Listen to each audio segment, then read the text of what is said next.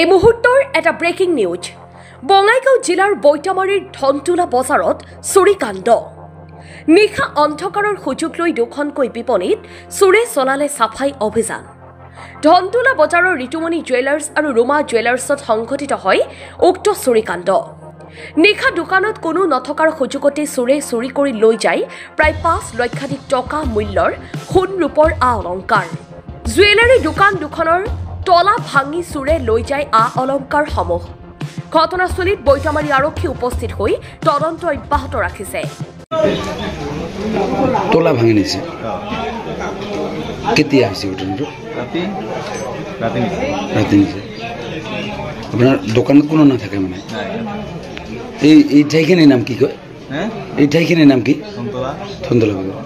কি নাম আপোনাৰ দোকানখনৰ ৰুমা জুৱেলাৰ্ছ দুই আঢ়ৈ লাখ টাকা তলা ভাঙি লৈ গৈছে ঘটনাটো মানে এইটো মোৰে দোকান ৰাতি চুৰি হৈছে কি নাম আপোনাৰ মোৰ নাম জব্বুৰ শেখ শাটাৰ মানে তলেদি কিবা চাউল দি মানে বেল্টাইছে তলা ভাঙাইছে এটা খুন্দু খুন্দু ভাঙে আৰু মানে তিনি ল'ব লগা লৈছে আৰু অলংকাৰ উঠাই লৈ গৈছে কিমান মান লাখ টকাৰ আপোনাৰ চুৰি হৈছে মানে এনেই মোৰ ৱাটাৰী বস্তু ভালেখিনি আছিল তো তথাপিও মোটামুটি ৰূপা সৰু সৰু দোকান আমাৰ তথাপিও আধা কেজিমান ৰূপা 1 ভৰিমান সোণা মানে এনেকৈ গেছে আৰু